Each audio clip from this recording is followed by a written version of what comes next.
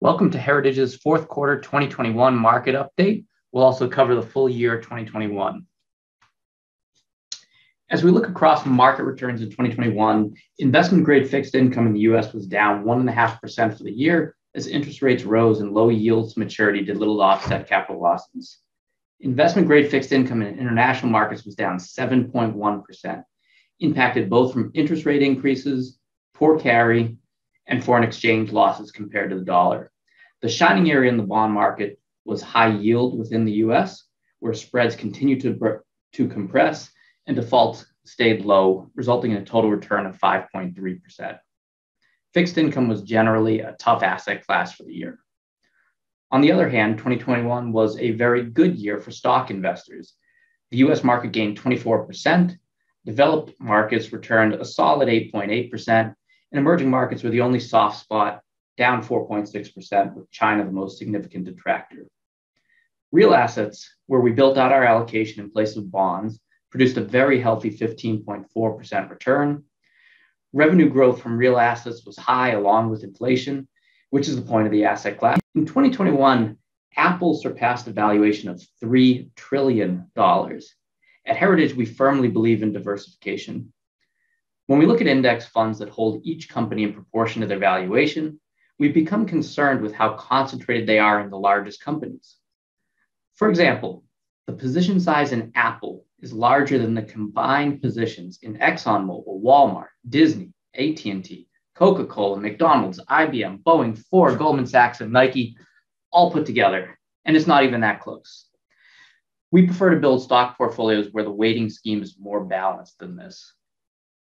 Part of the reason that it's more desirable right now to own a stock portfolio that's different than a US index fund is the relative value in other segments of the global market.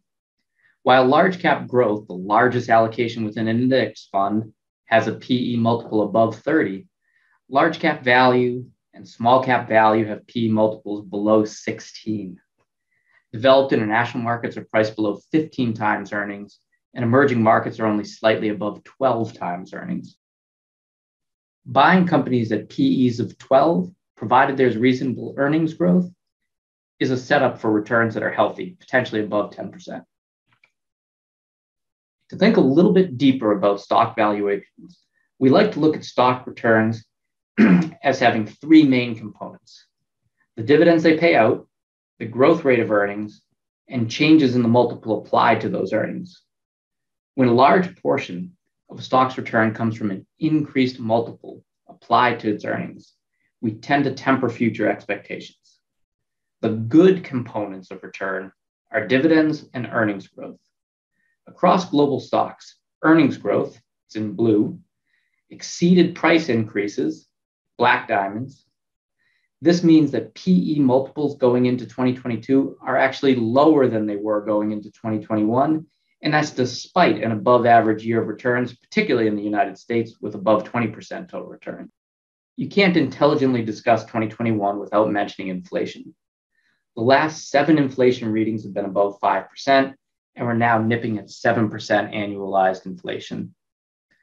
Not surprisingly, the Federal Reserve and bond market investors are projecting higher baseline interest rates in 2022. Last year, we allocated away from bonds and into real assets. You can see the benefit of real assets nicely in 2021. Global stocks provided the highest return, but with significant volatility and meaningful dips in the early spring, early fall, and near year end. Bonds provided stability, but were down slightly as increases in market interest rates more than offset realized yield.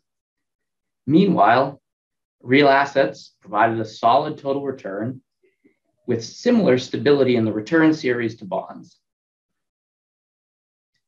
Again, our primary tool set for dealing with inflation in 2022 is an allocation to real assets, where the asset's revenues, such as rents, are direct inputs into inflation. Holding a short duration fixed income portfolio. Remember, over a multi-year horizon, a short duration fixed income portfolio that reinvests will have higher total return than if interest rates did not increase. And diversification within equities, especially towards the value style. We've observed that when interest rates increase, The value style within equities has performed significantly better than the growth style. With these three tools, we feel comfortable setting up portfolios to weather a higher inflation environment. Thank you for your time and best of luck in 2022.